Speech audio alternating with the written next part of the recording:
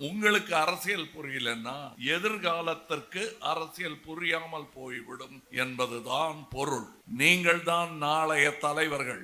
என் கட்சியில மட்டும் இல்லைங்க, ஒவ்வொரு காலேஜிலையும் நான் தலைவர்களை தேடி போயிட்டு இருக்கேன். பெரியார் போன்றவர்கள் அந்த அரசியலை தான் நான் பண்ணிட்டு இருக்கேன். அதனால் தான் அரசியல் எனக்கு தொழில் அல்ல என்கிறேன். பெரியார் சொன்னதை இங்க சொல்றேன். நான் முழு நேர அரசியல்வாதி என்று எவனுமே இல்லை என்றார். அவருக்கு வயசு இருக்கு, எவனுமே இல்லை என்று சொல்லலாம். நான் சொல்றேன் யாருமே இல்லை. ஏன்னா உங்க குடும்பம் எல்லாத்தையும் விட்டுட்டு உங்க கடமைகளை மறந்துட்டு மக்களுக்காக பணி செய்கிறேன்கிற நாடகம்லாம் ஆடாதீங்க. அவன் தான் உண்மையான தொழில் அரசியல்வாதி. முழு நேர அரசியல் என்னங்கிறத நான் விளங்கி சொல்லிடுறேன். அவர் ஒண்ணு சொல்றாரு, இவர் ஒண்ணு சொல்றாரு, அந்த மாதிரி ஒண்ணு இல்லவே இல்லைங்கிறாரு. முழு நேர அரசியலுக்கு அவர் வந்திருந்தால் சீஃப் மினிஸ்டர் ஆயிருப்பாருங்கிறாரு அவரு. நான் சீஃப் மினிஸ்டர் ஆகிறதுக்காக வரலைங்க. நான் சினிமாவுக்கு வந்த போது நட்சத்திரமாக வரல, சினிமாவுக்கு வந்த போது டைரக்டராக வரல. என் தகுதி காரணமாக நட்சத்திரமானேன், டைரக்டர் ஆனேன். ஆரம்பிக்கும் போதே நான் தான் நட்சத்திரன்னு கையை காட்டிட்டு வரவன் யாராக இருந்தாலும் அவன் விவரம் தெரியாதவன் என்றுதான் பொருள். அதற்கான தகுதி வரும், அதை நீங்கள் கொடுக்க வேண்டும். அப்ப பார்த்துக்கலாம். அதுவரை நான் 45 வருடங்களாக என்ன செய்து கொண்டிருந்தேனோ அதை தொடர்ந்து செய்வேன் என் மக்களுக்காக. என்ன தெரியுமா முழு நேர அரசியல்? 5 வருஷத்துக்கு ஒரு தடவை எலெக்ஷன் வரும்போது சுட சுட 30 நாள் ஓடிட்டு அதுக்கப்புறம் உங்க வேலையை பார்த்துட்டு போறீங்களே, அது கண்டிப்பா முழு நேர அரசியல் இல்லை. அது ஒரு திருவிழா, ஒரு எலெக்ஷன் திருவிழா, அவ்வளவுதான். அந்த அரசியல் பண்ண வரல மக்கள் நீதி மையம். நிறைய புழுகுணிகள் வந்து சொல்லுவாங்க உனக்காகத்தான் உனக்காகத்தான். சரிப்பா, எனக்கு கண்ணு கூசுது, உன் தங்க மோதிரம் எல்லாம் எனக்காகத்தான் பண்றேன் உனக்காகத்தான் பண்றேங்கிற ஒரே தங்க டால் அடிக்குது.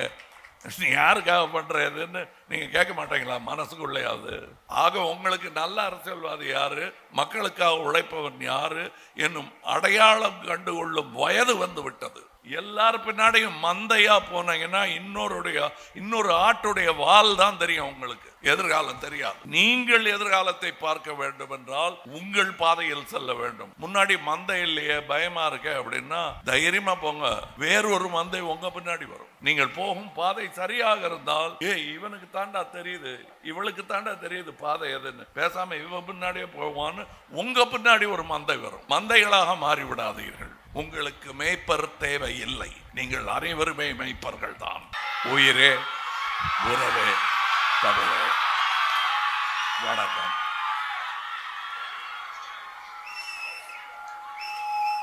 இந்த வரவேற்பின் மூலம் அனைவரையும் எல்லாரையும் கவர் பண்ணிட்டேன்னாலும் இந்த 3 வார்த்தைகள் சொன்னதன் மூலம் நான் தமிழர்களை, என் உறவை, இந்த அரங்கத்தை வணங்கிவிட்டேன் என்றே பொருள். இருப்பினும் முதலில் நான் சொல்ல வேண்டிய ஒரு முக்கியமான செய்தி, உள்ள உட்கார்ந்திருந்த மாணவர்கள் கிட்ட பேசும்போது வழக்கமான அரசியல்வாதிகள் கொஞ்சம் பதட்டமா இருப்பாங்க. நான் அப்படி இல்லை. ஏன்னா நான் என்னையே மாணவனாக நினைத்து கொண்டிருப்போம்னால எனக்கு இவங்க கூட இருக்கிறது கொஞ்சம் சௌகரியமா இருக்கும். எனக்கு அசௌகரியம் ஒன்றும் இல்லை. ஆக உள்ள இருக்கும்போது எப்படி இருக்கு எல்லாம் போது எங்களுடைய கட்சியின் ஜெனரல் செக்ரட்டரி அவர்கள், சார் ரொம்ப டிசிப்ளின்டா இருக்காங்க சார் அப்படின்னாங்க. இதெல்லாம் நாங்கள் உங்களை பற்றி புறம் பேசியது. இப்ப நேரம் உங்களுக்கு சொல்லணும் இல்லையா, உங்களுக்கு அப்படி ஒரு பேர் இருக்குன்னு உங்களுக்கு தெரிஞ்சாதான் இதை தொடர்ந்து செய்வீர்கள் நீங்கள். அதனால நான் அதை சொல்லணும். உங்களை வேணா அவங்க திட்டிட்டு இருக்கலாம், இன்னும் கொஞ்சம் கட்டுப்பாடா இருக்கணும்னு. ஏன்னா அது பத்தாதுங்கிறதுனால சொல்லியிருப்பாங்களே தவிர அவங்களும் உங்களை கட்டுப்படுத்தி கண்டிப்பா இப்படித்தான் நடந்துக்கணும், இப்படித்தான் நீங்க இருக்கணும்னு சொன்னவங்களே பக்கத்துல இருந்து பெருமிதமா சிரிச்சுக்கிட்டு இருந்ததை நான் பார்த்தேன். ஆக அந்த பெருமை உங்களைத்தான் சாரும். தாளாளர் அவர்களும் உங்கள் செக்ரட்டரி என்று நீங்கள் அழைத்து கொண்டிருக்கும் எங்கள் ஸ்ரீபதி அவர்களும் எல்லாருமே பெருமையா உங்களை பத்தி பேசிட்டாங்க. சரி, நம்ம ஸ்ரீபதி நடத்துற காலேஜ் அப்படிங்கிறதுக்காக வந்திருக்கேன். நான் ஸ்ரீபதியை நான் தனியாக கூட சந்திச்சுக்கலாம். நான் உங்களை சந்திப்பதற்காக வந்திருக்கிறேன். காரணம், இன்னும் நிறைய அரசியல்வாதிகள் அவரவர்கள் அரசியலை மாணவர்களிடம் தைரியமாகவும் நேர்மையாகவும் பேச வேண்டும் என்று நினைப்பவன் நான். ஏன் இப்படி சொல்றேன்னா, ஒரு 10 வருஷம் இருக்குன்னு நினைக்கிறேன், அல்லது கம்மியா கூட இருக்கலாம். நான் பள்ளிகளுக்கு சென்று பேசுவது பிடிக்காமல் ஒரு அரசு ஆணையை பிறப்பித்தார்கள். அதாவது எந்த அரசியல்வாதியும் காலேஜுகளில் பேச போகக்கூடாது என்ற சட்டத்தை கவர்மெண்ட் ஆர்டராக ஒரு பேப்பரில் அடித்து இந்த மாதிரி காலேஜுக்கெல்லாம் அனுப்பிச்சாங்க. நான் அந்த பேப்பரை பார்த்தேன். சரி, இதனால என்ன, வெளியே மக்கள்கிட்ட பேசிக்கலாமே, மாணவர்கள்ட்ட பேசலைன்னா என்னன்னு நானும் விட்டுட்டேன். அது தப்பு என்பதை நான் உணர்கிறேன். உங்களுக்கு அரசியல் புரியலன்னா எதிர்காலத்திற்கு அரசியல் புரியாமல் போய்விடும் என்பதுதான் பொருள். நீங்கள் தான் நாளைய தலைவர்கள். நான் என் கட்சியில மட்டும் இல்லை, இல்லைங்க, ஒவ்வொரு காலேஜிலையும் நான் தலைவர்களை தேடி போயிட்டு இருக்கேன். என் கட்சியில தலைவர்கள் தான் இருக்கணும்னு நான் நம்புறேன். நான் அவங்க சொல்லிப்பாங்க, ஒரு பணிவின் காரணமாக நாங்கள்லாம் தொண்டர்களாக, நானே தொண்டர் தான். அப்ப எல்லாருமே தலைவனா இருக்கு, நான் தலைவனா வரலையா? அந்த மாதிரி நீங்களும் தலைவனா வரணும் என்று நினைக்கும் ஒரு பக்குவம் எனக்குள் ஏற்படுத்தப்பட்டது என்றால் தான் அது உண்மை. எனக்கு அரசியல் கற்றுக் கொடுத்தவர்கள் என் தந்தை போன்றவர்கள், அவர்களின் முன்னோடி போன்றவர்கள், அண்ணா போன்றவர்கள், பெரியார் போன்றவர்கள், அந்த அரசியலை தான் நான் பண்ணிட்டு இருக்கேன். அதனால்தான் அரசியல் எனக்கு தொழில் அல்ல என்கிறேன். பெரியார் சொன்னதை இங்க சொல்றேன். நான் முழு நேர அரசியல்வாதி என்று எவனுமே இல்லை என்றார். அவருக்கு வயசு இருக்கு, எவனுமே இல்லை என்று சொல்லலாம். நான் சொல்றேன், யாருமே இல்லை. ஏன்னா உங்க குடும்பம் எல்லாத்தையும் விட்டுட்டு உங்க கடமைகளை மறந்துட்டு மக்களுக்காக பணி செய்கிறேன்கிற நாடகம்லாம் ஆடாதீங்க. அவன் தான் உண்மையான தொழில் அரசியல்வாதி. மக்கள் சேவை என்பது ஒவ்வொருத்தருடைய கடமையும். உங்க காலேஜில் ஒரு இடத்துல அசிங்கமா ஏதாவது குப்பை கிடந்ததுன்னா பொறுக்கி போடுறது உங்க கடமை நீங்க நினைக்கிறீங்கல்ல. உங்க காலேஜில் ஒரு தப்பு நடந்தா அதை தட்டி கேட்க வேண்டியது உங்க கடமைன்னு நீங்க நினைக்கிறீங்கல்ல. அந்த மாதிரி நீங்க நாட்டையும் நினைச்சிட்டீங்கன்னா நாடு இப்படி இருக்காது. நான் யாரையோ குறை சொல்றேன், இந்த அரசியல்வாதி கெட்டவன், அந்த அரசியல்வாதி, எல்லாரும் கெட்டவன் தான், நீங்க உள்பட. சான்ஸ் கொடுத்தா எல்லாரும் கெட்டவங்க தான். கூடாதுங்கிற ஒழுக்கத்தை நீங்கள் தானே ஏற்படுத்த வேண்டும். ஒருவனிடத்தில் அந்த ஒழுக்கம் இல்லைன்னா நீங்க தானே தட்டி கேட்கணும். அது பெரியவங்க பார்த்துப்பாங்க. இனிமே நீங்க தான் பெரியவங்க, அதை புரிஞ்சுக்குங்க. ஏன்னா எத்தனை நாள் நீங்க எப்படி காலேஜுக்கு போக ஏது வழின்னு தினமா கேட்டுக்கிட்டு இருக்க முடியும்? தெரிஞ்ச வழி, நீங்க தான் தைரியமா நடந்து போகணும். உங்களுக்கு எல்லாரும் காட்டிட்டாங்க. இந்தியா செல்ல வேண்டிய வழி என்பது உங்களுக்கே தெரியும், உங்கள் பாடங்களில் வருகிறது. நீங்க தான் அதை இட்டுக்கிட்டு போறவங்களே தவிர நாங்கள்லாம் உங்களுக்கு வழி சொல்ல காத்திருக்கோம். அதை ஞாபகம் வச்சுக்கோங்க. இப்போ எங்கள் கட்சியில் இருக்கிறவங்க படித்தவர்கள் நிறைய பேர் இருக்கிறாங்க, என்ன மாதிரி படிக்காதவங்களும் இருக்காங்க. ஆனால் எங்களை எல்லாம் ஒன்றாக இணைக்கும் ஒரே விஷயம் என்ன தெரியுமா? ஏதாவது ஒன்று, நான் பொழைச்சிட்டேன், ஆனால் என்னை சுற்றி இருக்கும் மக்களுக்கு ஏதாவது ஒன்று செஞ்சுட்டு தான் போகணும். டெய்லி இங்கே குழியா இருக்கு, குண்டா இருக்கு, இங்கே ஊழல் இருக்குன்னு சொல்லிட்டு இருக்கிறது போதாது. நான் அதில் எந்த அளவுக்கு பங்காற்றி இருக்கிறேன். என் ரோடு பள்ளமா இருக்குன்னா அதுக்கு நான் காரணமா என்று யோசித்து பாருங்கள். கண்டிப்பா நீங்களும் காரணம். எங்க அரசியல்வாதி மோசமா இருக்கான், அவன் வந்து லஞ்சம் வாங்குறான் அப்படின்னா அதுல உங்க கையும் இருக்கு. கொடுக்கிற கை இருந்தா தான் வாங்குற கை நீளும். ஞாபகம் வச்சுக்கங்க. அப்படி இருக்கும்போது அப்ப எல்லாரும் நல்லவங்க தானே, நம்ம வேலையை பார்த்துட்டு சந்தோஷமா இருந்துடலாம்னா இருக்க முடியாது. டெய்லி பசிக்கும், டெய்லி சாப்பிடணும். அதே மாதிரி ஒரு டெய்லி ருட்டீனாக இருக்க வேண்டும் உங்களுக்கு அரசியல். கவனிக்கவாவது செய்யுங்க. யாராவது பார்த்துப்பாங்கன்னு விட்டீங்கன்னா யாருமே பார்த்துக்க மாட்டாங்க. திடீர்னு ஒரு நாளைக்கு தலையில இடி விழும்போது தெரியும், ஏன் விழுதுன்னு கேட்பேங்க.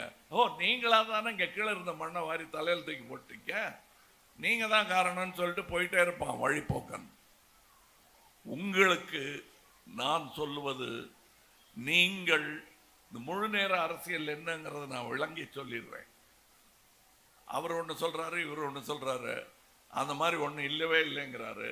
முழு நேர அரசியலுக்கு அவர் வந்திருந்தால் சீஃப் மினிஸ்டர் ஆயிருப்பாருங்கிறாரு அவரு. நான் சீஃப் மினிஸ்டர் ஆகிறதுக்காக வரலைங்க. நான் சினிமாவுக்கு வந்த போது நட்சத்திரமாக வரல, சினிமாவுக்கு வந்த போது டைரக்டராக வரல.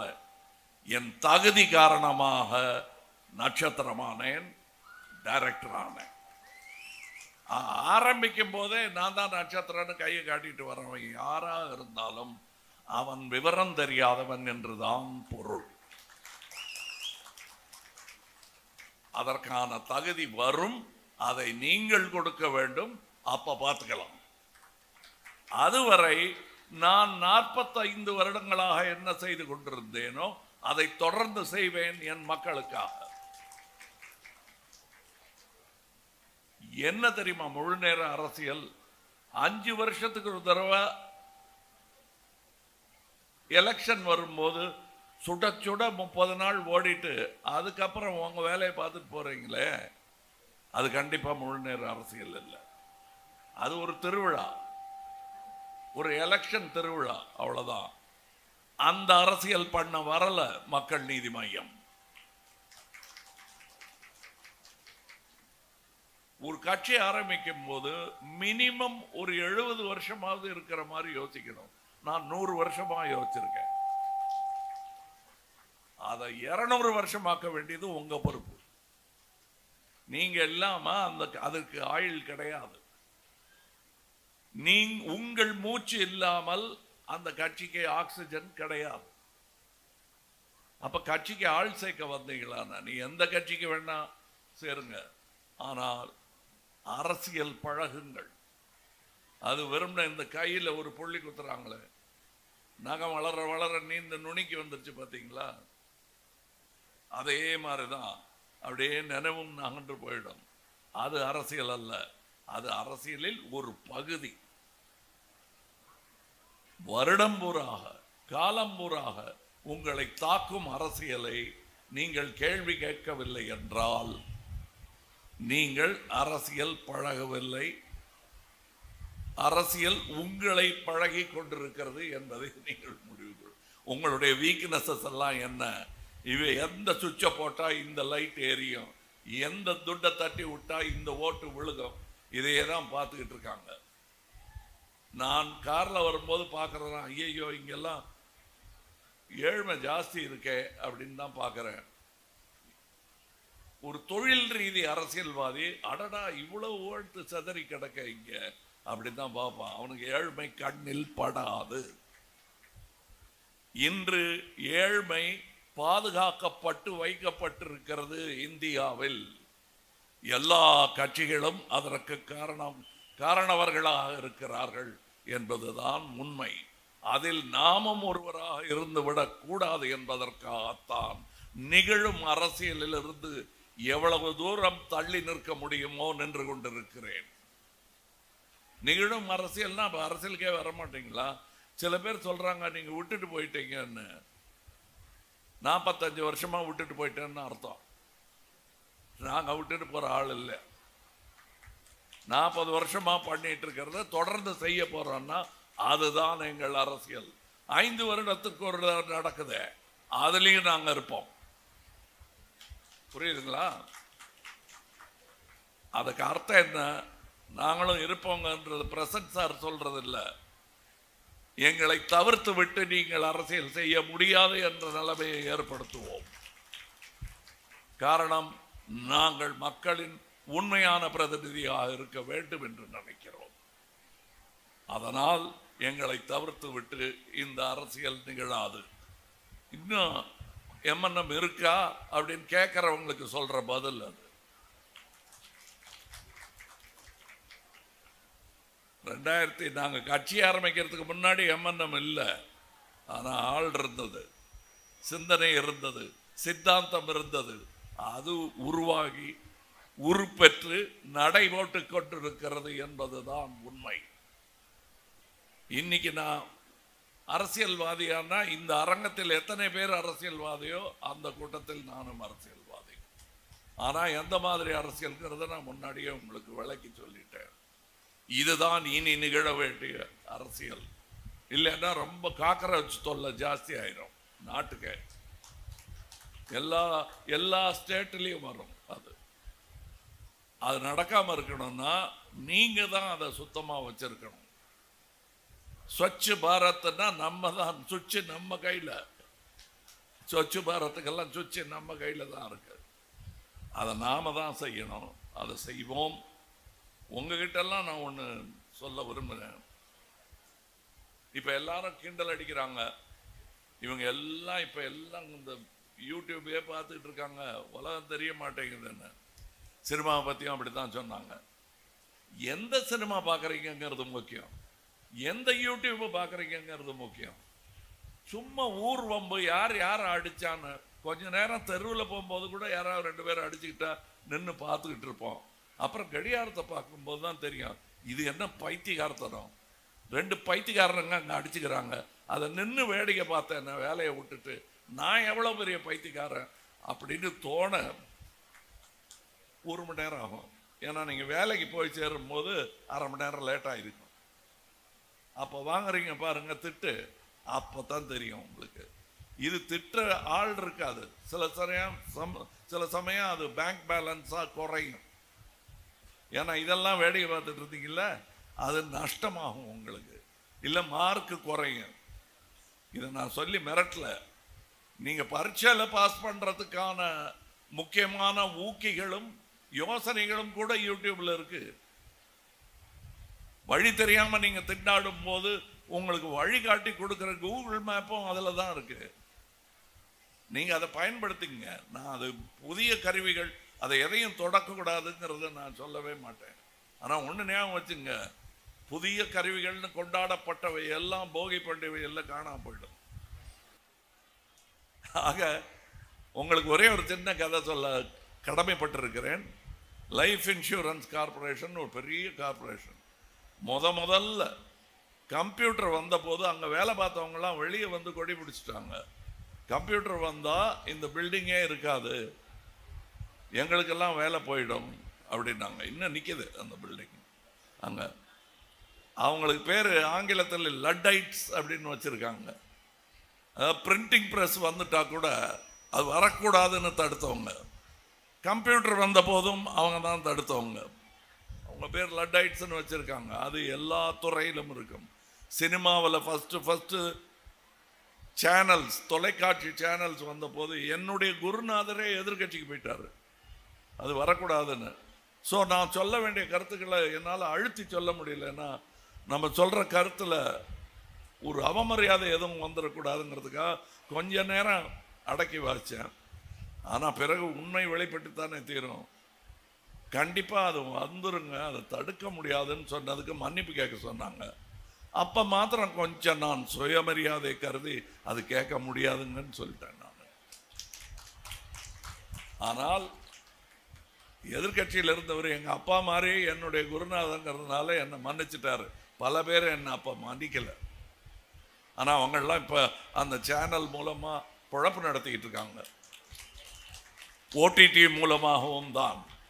என் படத்தை பேன் பண்ணாங்களே, ஓடிடி வந்தால் தமிழ் துறையே கெட்டு போயிடும்னு. இப்போ துறையுடைய கைத்தடி ஊன்றுகோலாக இருந்து கொண்டிருக்கிறது இந்த ஓடிடி பிளாட்ஃபார்ம். இனியும் இருக்கும். என்டர்டைன்மெண்ட்டுடைய பேஸ் மாறிக்கிட்டே இருக்கும். நீங்க எதிர்பார்த்து படித்த படிப்பு அதற்கான தேவைகள் மாறி மாறி தேவைப்படுமே தவிர தேவை இல்லாமல் கூட போகலாம். ஆக அப்ஸ்கேல் பண்ணிக்கிட்டே இருக்கணும். முடிஞ்சிட்ட டிகிரி வாங்கிட்டோம், அவ்வளோதான், முடிஞ்சது. இந்த பகுதி நம் வாழ்க்கையின் கற்கும் படலம் முடிந்ததுன்னு நீங்க முடிவு பண்ணிடக்கூடாது. ஸ்கில் செட் டெவலப்மெண்ட் தான் இந்தியாவின் இரண்டாவது சுதந்திர போராட்டம் என்று நம்புபவன் நான். You must develop your skills even after your degrees, and degrees may not matter in future. அதுக்கு வேற ஏற்பாடு இவங்களும் பண்ணுவாங்க, நீங்களும் பண்ணுவீங்க. And extra mural education is going to proliferate. இன்னும் நிறைய வரும். காலேஜ் போன்ற இடங்களில் கற்பது போக கற்பதற்கு வேறு இடங்களும் தோன்றிக்கொண்டே இருக்கும். அதை மறந்துடாதீங்க. நீங்க இந்த நிரந்தர மாணவன்கிறது ஏதோ நான் செய்யும் தியாகம் மாதிரியும் பெருமுனைப்பு மாதிரியும் சொல்றாங்க. சுயநலம் காரணமாக நான் கற்றுக்கொண்டே இருக்கிறேன். ரொம்ப சுயநலம் எனக்கு. எப்படியாவது வாழ்க்கையில் தோத்து போயிடக்கூடாதுங்கிற சுயநலம் உண்டு எனக்கு. அதனால் நான் தொடர்ந்து கற்றுக்கொண்டே இருக்கிறேன். தொடர்ந்து கற்றுக்கொண்டே இருங்கள் என்பது மாணவர்களுக்கான அறிவுரையாக நீங்கள் தவறாக நினைத்து விடக்கூடாது. மனிதர்களுக்கான அறிவுரையாக நீங்கள் அதை ஏற்க வேண்டும். The ascent of man is because of his skills. அந்த ஸ்கில் செட் டெவலப்மெண்ட்டுங்கிறது நாம கொரில்லாவா இருந்த போது கூட நடந்துகிட்டே இருந்திருக்கு. சரியான பள்ளி அமைப்பு என்று ஒன்று வரவில்லையே தவிர தான் பெற்ற ஞானத்தை அடுத்த தலைமுறைக்கு நீட்டுவது நம் கடமை. அதுதான் வழி, அதுதான் இயற்கை, அதுதான் நடந்துகிட்டே இருக்கும். ஸோ நீங்க ஏஐயை பார்த்து பயப்பட வேண்டியதில்லை. ஆனால் எப்படி சாலையை பார்த்து பயப்பட வேண்டியதில்லை. ஆனால் சாலைக்கு விதி இல்லாமல் இருந்ததென்றால் விபத்து மட்டுமே மிஞ்சும். ஏஐக்கு நம்மை கெடுக்கும் பலமில்லை. ஆனால் ஏஐயினால் கிடைக்க போகும் நலன்களை எல்லாம் நாசமாக்கும் திறன் நம்மிடம் இருக்கிறது. அந்த திறனுடைய அடிநாதம் என்னன்னா பேராசை தான். அதுவும் தனியா ஒரு 5 வியாபாரி இவனுங்களுக்கெல்லாம் இன்னும் ஏஐன்னா என்னன்னு புரியல. அவங்களுக்கு புரியறதுக்கு முன்னாடி சக்கையா புழிஞ்சிருவான் இவங்க கிட்ட இருக்கிற காசையெல்லாம். அப்படின்னு நினைக்கிறவன் தான் வியாபாரி. அவன் கையில மட்டுமே ஏஐ போகாம பாதுகாக்க வேண்டியது உங்கள் கடமை, மாணவர்களின் கடமை, அரசியலுக்கு நிகரான ஒரு கடமைன்னு வச்சுக்கங்க. நீங்க செய்யலைன்னா இதுவே திரும்பி உங்களை தாக்கும். அதனால இந்த ஏஐ பத்தி கத்துக்க போனீங்களே, ஏதாவது கத்துக்கிட்டீங்கன்னா இதான் கத்துக்கிட்டேன். ஏஐங்கிறது பெரிய ஒரு பாசிபிலிட்டி. அதை உங்களோட லைஃபுக்கு எப்படி யூஸ் பண்ணுங்கிறத அளவோட தேவையானபடி நீங்க தான் யூஸ் பண்ணணும். உங்களுக்கு இருக்கிற இன்டெலிஜென்ஸை பீட் பண்ற ஏஐ இன்னும் உருவாக்கப்படவில்லை. இன்னும் 50 வருடத்திற்கு அது உருவாக்கப்படாது. அதற்குள் நீங்க இம்ப்ரூவ் ஆயிட்டீங்கன்னா இன்னொரு 50 வருடத்துக்கு உங்களை மிஞ்சும் ஏஐ வராது. இவ்வளவுதான். இது ஏதோ பயப்படுற குழந்தைக்கு அங்க பேயெல்லாம் ஒண்ணும் இல்லம்மா, சும்மா இருட்டுத்தான் அப்படின்னு சொல்ற மாதிரி இருக்கும் உங்களுக்கு. ஆனா அதுதான் உண்மை. இது வெறும் இருட்டுத்தான், இருட்டு அடிப்பு. இன்னும் சொல்ல போனா AI is a useful tool like the computer. 2000வது ஆண்டோட எல்லா கம்ப்யூட்டரும் வெடிச்சிடும். Y2K வருது, அவ்வளவுதான், முடிஞ்சதுன்னாங்களே. என்னாச்சு? அவ்வளவுதான் ஆகும், ஏஐ மூலமாகும். நீங்க அது ஒரு பாடமாக இருக்கிறது. எல்லா பாடத்திற்கும் அது உபயோகப்பட போகிறது, எல்லா துறைக்கும் அது உபயோகப்பட போகிறது. அதனால் அதை நீங்க பயப்பட வேண்டியதில்லை. தேவையில்லைன்னு உதாசீனப்படுத்தவும் தேவையில்லை. அதை பயன்படுத்திக் கொள்ளுங்கள். சாலையை எப்படி நாம் பயன்படுத்திக் கொண்டோமோ, ஒரு டேம் கட்டினா அதை எப்படி பயன்படுத்திக்கிட்டோமோ, அதே மாதிரி நல்ல முறையில் போய் சேர வேண்டிய இடத்துக்கெல்லாம் ஏஐ போய் சேரணும். அது போய் சேரக்கூடாத இடம்னா சுயநல பணக்காரன் கையில் ஏஐ அவன் கையில் மட்டும் தங்கிவிடக்கூடாது. இது உலகமே செய்து கொண்டிருக்கும் ஏற்பாடு. அமெரிக்காவும் அதை தொடங்கிட்டாங்க. இப்ப இனி செய்ய போகும் ஏஐ திட்டங்களை எல்லாம் நிலுவையில் வைத்திருக்கிறார்கள். காரணம், நாம் அதை பற்றி சிந்தித்து அதன் சட்டங்களை உருவாக்க வேண்டும் என்பதற்காக. இப்ப இவர் எதுக்காக இந்த விழாவை ஏற்பாடு பண்ணாரு? நான் எதுக்காக இங்க வந்தேன்? உங்க கூட எதுக்காக பேசணும்? நான் ஏன் இனியும் பல காலேஜஸுக்கு போயிட்டே இருப்பேன், கவர்மெண்ட் ஆர்டர் போட்டாலும். இந்த கவர்மெண்ட் போடாதுன்னு நம்புறேன். போன கவர்மெண்ட் போடலை, அதுக்கு முந்தின கவர்மெண்ட் தான் போட்டுச்சு. இந்த கவர்மெண்ட்டும் அது போடாது என்று நான் நம்புகிறேன். அதனால் என்னுடைய காலேஜ் பயணங்கள் தொடரும். நீங்களும் அதை தொடர வேண்டும் என்கிறேன். உங்களுக்குள் ஒரு நெட்வொர்க்கிங் வர வேண்டும் என்று நான் நினைக்கிறேன்.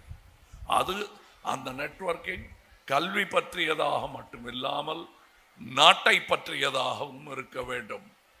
அப்படி என்றால் நீங்கள் அரசியல் பழக வேண்டும். அதற்கு பிற்பாடுதான் கையை கரைப்படுத்தி கொள்ள வேண்டும். இல்லைன்னா முதல்ல மனசு கரையாகும், அப்புறம் கை கரையாகும். Not the right order at all. முதல்ல மனசை கிளியர் ஆக்கிக்க, அப்புறம் யார் கையில கரை படிச்சாலும் நாடு கரை கிடையாது. இவ்வளவுதான் நான் உங்களுக்கு சொல்ல வந்தது. இதற்கான ஒரு மேடை அமைத்து கொடுத்த ஸ்ரீபதிக்கும் ரங்கபூபதி குழுவுக்கும் என்னுடைய பாராட்டு. இவங்க நினைச்சிருந்தா கச்சா எண்ணெய் வியாபாரம் பண்ணியிருக்கலாம், பக்கத்திலேயே இருக்கு, நிலக்கரி இருக்கு, எல்லாம் நல்ல லாபம் தான், நிறையா வரும். ஒருவேளை இதை விட கூட ஜாஸ்தி வரலாம். அதுவும் ஈரான் போரெல்லாம் வந்துட்டா எண்ணெய்க்கு இருக்கிற வேல்யூ என்னன்னு உங்களுக்கு தெரியும். ஆனால் அதையெல்லாம் தவிர்த்து விட்டு இதை செஞ்சா என்ன நினைச்சாங்க பாருங்க. இது அவர்கள் நாட்டுக்கு செய்யும் சேவை. சேவை எப்படிங்க? அதாவது சேவைங்கிறது நீங்க தியாகம் பண்ணி ஒரு ஒன்றுக்கும் இல்லாமல் தெருவில் இருக்க வேண்டிய அவசியம் இல்லை. தொழில் நடந்து கொண்டே இருக்க வேண்டும். இவர் கல்வியை தொழிலாகத்தான் செய்கிறார். ஆனால் அவர் தேர்ந்த தொழிலை பாராட்டுகிறேன் நான். எத்தனையோ தொழில் இருக்கு, ஆனால் இதை தேர்ந்தெடுத்திருக்கிறார். காரணம், இத்தனை முகங்கள் எதிர்காலத்தை நோக்கி புன்னகையுடன் காத்திருக்கிறது என்றால் அதற்கு இவர் காரணம். இதே முகங்கள் நாளை தமிழ்நாடு நன்றாக இருப்பதற்கான காரணம் என்று ஊர் சொல்ல வேண்டும் என்றால் நீங்கள் நல்ல அரசியலை பழக வேண்டும். எது நல்ல அரசியல்னா, நீங்களே, உங்களுக்கு அறிவு இருக்கு, தேடி போங்க, பார்த்தீங்கன்னா தெரியும். ஏங்க, ஒருத்த கண்ணை பார்த்தா பொய் சொல்றது தெரியல உங்களுக்கு இல்லையா? ஆணுக்கும் சொல்றேன், பெண்ணுக்கும் சொல்றேன், ஐ லவ் யூ அப்படின்ட்டா இவன் பொய் சொல்றாங்கிறது உடனே தெரியுது இல்ல? ஆணுக்கும் தெரியும், பெண்ணுக்கும் தெரியும். அரசியலும் அதே மாதிரி தான். நிறைய புழுகுணிகள் வந்து சொல்லுவாங்க, உனக்காகத்தான் உனக்காகத்தான்னு. சரிப்பா, எனக்கு கண்ணு கூசுது, உன் தங்க மோதிரமெல்லாம் எனக்காகத்தான் பண்றேன் உனக்காகத்தான் பண்றேங்கிற ஒரே தங்க டால் அடிக்குது, நீ யாருக்காக பண்றதுன்னு நீங்க கேட்க மாட்டீங்களா மனசுக்குள்ளையாவது? ஆக உங்களுக்கு நல்ல அரசியல்வாதி யாரு, மக்களுக்காக உழைப்பவன் யாரு என்னும் அடையாளம் கண்டுகொள்ளும் வயது வந்து விட்டது.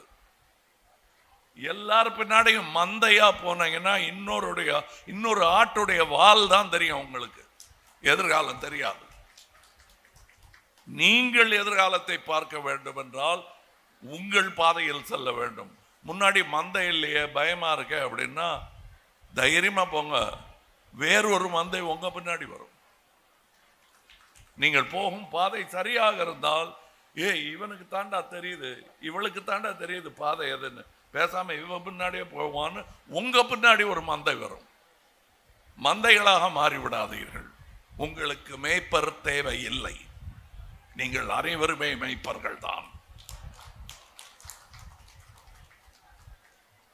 இன்னொன்னு சொல்றேன், இப்ப சொல்லிட்டு இருக்காங்க பெரிய பெரிய விஞ்ஞானிகள்லாம், இந்த ரீல்ஸ் பார்க்கறதுனால என்ன கெடுதல் அப்படின்னா, வாழ்க்கையில் ஸ்டெப் பை ஸ்டெப் பார்த்து ஒரு சன்ரைஸ் பார்க்குறோம் இல்லையா. நான்லாம் கன்னியாகுமரியில் போய் அந்த சன்ரைஸை பார்க்கும்போது எனக்கு வயத்துக்குள்ள பட்டாம்பூச்சி முறையாக பார்க்கும்போது 10 வயசு தான். அப்புறம் முறையாக கண்ணதாசன் அவர்கள் கவிதையை சொல்லி நான் கேட்கும்போது புல்லரிச்சது எனக்கு. அதெல்லாம் ரொம்ப அற்புதமான, முறையாக ஒரு பெண்ணிடம் நான் உன்னை காதலிக்கிறேன்னு சொல்லும் போது இருந்த உணர்வு இருக்கு தெரியுமா, அதுக்கு ஈடு இணையே கிடையாது. முறை உன்னை பெற்றதுக்காக நான் சந்தோஷப்படுறேன்னு எங்கள் அம்மா சொன்னாங்க இல்லையா, ஒரு வாட்டி தான் கேட்டிருக்கேன் அதை நான். ஆனால் அதுக்கு ஈடு இணையே கிடையாது. உங்களுக்கு புரியுதுங்களா? அந்த இதையெல்லாம் நீங்கள் டெய்லி ஒரு செகண்டுக்கு ஒரு வாட்டி பார்த்துட்டு இருந்தீங்கன்னா வேல்யூ கொஞ்சம் குறைஞ்ச மாதிரி தெரியும். ஆனால் அதுக்கான வேல்யூ குறைவே கிடையாது. ஃபோனை தொலைச்சிட்டாலே உங்களுக்கு வேல்யூ தெரியும். ஐயோ அப்படின்னு தோணும். தயவு செய்து, அதான் எனக்கு என்ன தோணுதுன்னா, ஒரு படத்தை பார்க்கும்போது ஃபர்ஸ்ட் டைட்டில் போடுவாங்க, அப்புறம் ஆள் யாருன்னு தெரியும், அதுக்கப்புறம் இவன் கெட்டவன் இவன் நல்லவன், நல்லவனை கெட்டவன் கெடுக்க பார்க்குறான், இருந்தாலும் நல்லவன் போராடுறான், கடைசியில் 2 பேரும் மோதி நல்லவன் வெற்றி பெறணும். உனக்கு எடுத்ததுமே கிளைமேக்ஸ் பார்க்கணும். ஸோ கதை தெரியாது, கிளைமேக்ஸ் மாத்திரம் தான் புரியும். 2 பேர் அடிச்சுக்கிறாங்க, ஒருத்தன் ஜெயிச்சான், அவ்வளோதான் தெரியும். ஏன் ஜெயிச்சான்னு கூட தெரியாது. எல்லாத்தையும் நேர கிளைமேக்ஸுக்கு போக முடியாது. ஒரு பொண்ணை பார்த்ததும் குழந்தை கையில் இருக்குன்னா என்ன கதி? அது இன்ட்ரெஸ்டிங்காகவே இருக்காது அந்த வாழ்க்கை. புரியுதுங்களா? There is a process. அதை நீங்கள் அனுபவிச்சே ஆகணும். அதுக்கு ஊக்கியாக உதவியாக வேணா இந்த ரீல்ஸ் இருக்கலாம், அவ்வளோதானே தவிர இதுவே வாழ்க்கையாக இருந்ததுன்னா போர் அடிக்கும். அப்போ நிஜமாக ஒன்றை பார்க்கும்போது இதைத்தான் பார்த்துட்டேன்னு தோணும், அதை மிஸ் பண்ணி நடந்து போயிடுவீங்க. அதுக்காகத்தான் அதை மட்டுமே பார்த்துட்டு இருக்காதீங்கிற. There is a time where you have to touch the tree instead of seeing it.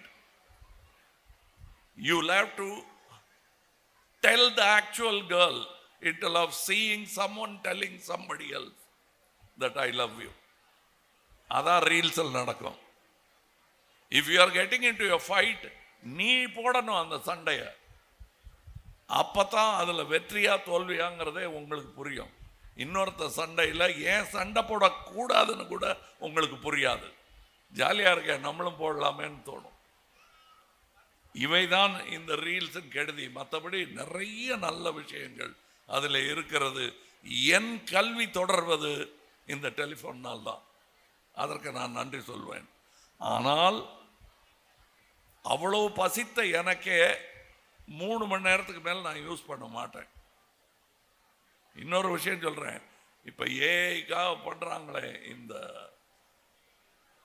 ப்ராசஸிங்க்கு power generation பண்ணுறாங்களே, நீங்கள் ஒவ்வொரு கேள்வி கேட்கும்போது 1 டம்ளர் தண்ணியை காற்றுல விட்டீங்கன்னு ஞாபகம் வச்சுக்கோங்க. ஸோ வீணாக ஏஐ சாட் ஜிபிடியும் இதையும் கேட்கும்போது 1 டம்ளர் தண்ணியை வேஸ்ட் பண்ணுறீங்க. நீங்கள் எத்தனை முறை நீங்கள் யூஸ் பண்ணுறீங்களோ அவ்வளோ தண்ணி வேஸ்ட் ஆகுது. தேவையான கேள்வியை மாத்திரம் நீங்கள் கேளுங்க, இல்லைன்னா பக்கத்தில் இருக்கிற ஃப்ரெண்டுக்கிட்ட கேளுங்க. உங்களை விட ஒரு சிலருக்கு தெரிந்திருக்க வாய்ப்புண்டு, அதை செய்யுங்க. மற்றபடி கேளுங்கன்னு சொல்லிட்டு நான் மட்டும் பேசிட்டு இருக்கேன்னு நீங்கள் நினச்சிடக்கூடாது. இனி நீங்கள் கேள்வி கேளுங்க, நான் அதை கேட்டுட்டு எனக்கு தெரிஞ்சதை சொல்கிறேன். நான் சாட் ஜிபிடி அல்ல, எனக்கு எல்லாம் தெரியாது. தெரியாததை தெரியாது என்று சொல்லும் தைரியம் எனக்கு உண்டு. அது என் துறையில். நான் சாட் ஜிபிடி கிராக் மாதிரி அதிக பிரசங்கம் இல்லை. தெரியலன்னா கூட ஃபஸ்ட்டு சோப்பு போட்டுரு, fantastic idea, I like what you are saying அப்படின்னு ஏமாத்தோம். அப்புறம் போக தப்பு தப்பாக இன்ஃபர்மேஷன் கொடுக்கும். ஏன்னா அதுக்கு தெரிஞ்சதே நாம் கொடுத்த இன்ஃபர்மேஷன் தானே. அதை புரிஞ்சுங்க ஃபஸ்ட்டு நீங்கள். சரி, இனி நீங்கள் கொடுத்த இன்ஃபர்மேஷனை நான் தெரிஞ்சுக்கணும். கேள்வி கேளுங்க. வணக்கம்.